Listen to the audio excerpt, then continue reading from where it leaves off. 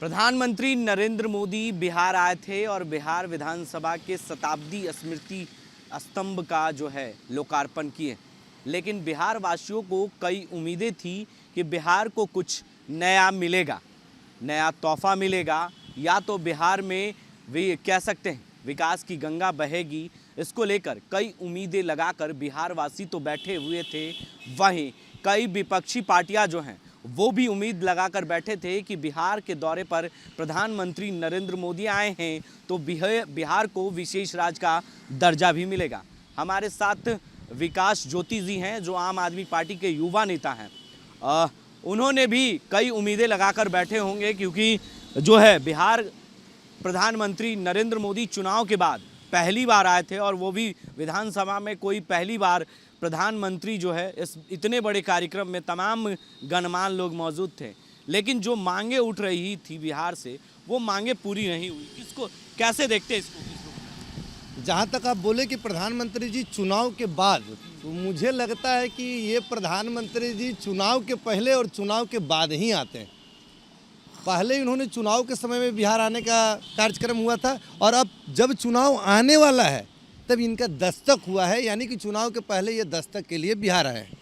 तो ये चुनाव प्रधानमंत्री जी हैं, चुनावी प्रधानमंत्री जी हैं, इसका कोई शक नहीं है। ठीक है, रह गई बात कि इनका जो आने का कार्यक्रम था उससे बिहार को उम्मीदें थी कि जैसे केंद्रीय विश्वविद्यालय का दर्जा था या बिहार का विशेष राज्य का दर्जा था, या बहुत सारी आज सीमांचल डूब रहा है, बाढ़ सुखाड़ का 60% मारा हो चुका हम लोगों के यहाँ सुखाड़ की स्थिति में।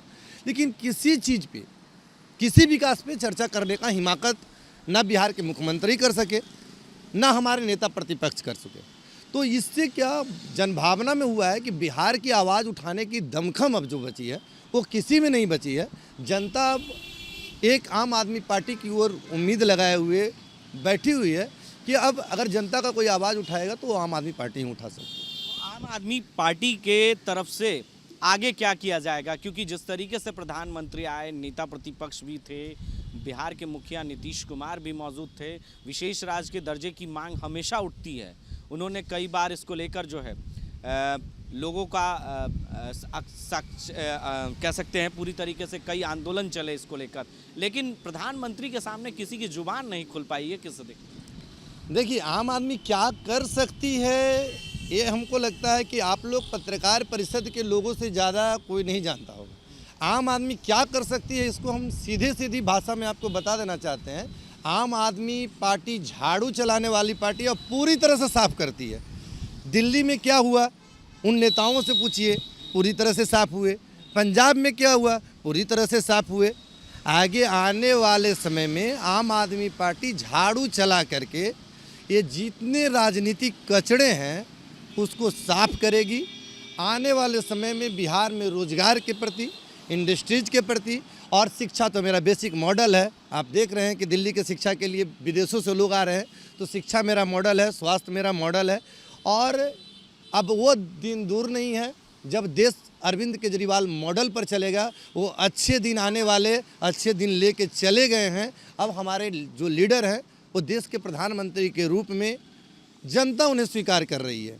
क्या आने वाले समय में लोकसभा चुनाव लड़ेंगे? जिस पार्टी से बड़े चेहरे कौन होंगे? जिस तरह से केंद्रीय कार्य समिति काम कर रही है, जिस तरह से केंद्रीय कार्य समिति के दिशा निर्देश पर हर एक जगह पे चुनावी कैंपेन चलाए जा रहे हैं, बेशक मुझे नहीं लगता है कि हम लोग एक मुख्य विपक्षी के तौर पर और सत्ता में एक सामना सामनी लड़ाई के लिए तैयार नहीं है।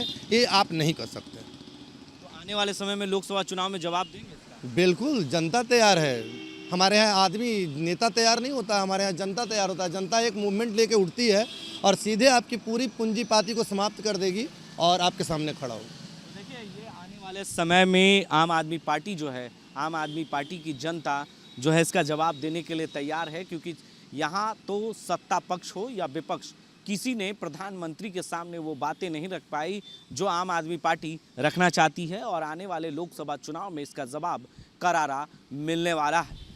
पल पल के अपडेट्स के लिए आप बने रहें देश न्यूज़ के साथ और देखते रहें देश न्यूज़। अगर आप भी यूपीएससी या जेपीएससी परीक्षा में सफल होना चाहते हैं तो अभी ज्वाइन कीजिए द प्रयास इंडिया रांची को। द प्रयास इंडिया रांची में आपको best faculty, counselling sessions, study material के साथ टेस्ट सीरीज की भी व्यवस्था उपलब्ध है। तो देर किस बात की, अभी ज्वाइन करें द प्रयास इंडिया रांची। और अधिक जानकारी के लिए आप 8355951603 पर कॉल करें या फिर thepryasindia.com पर विजिट करें।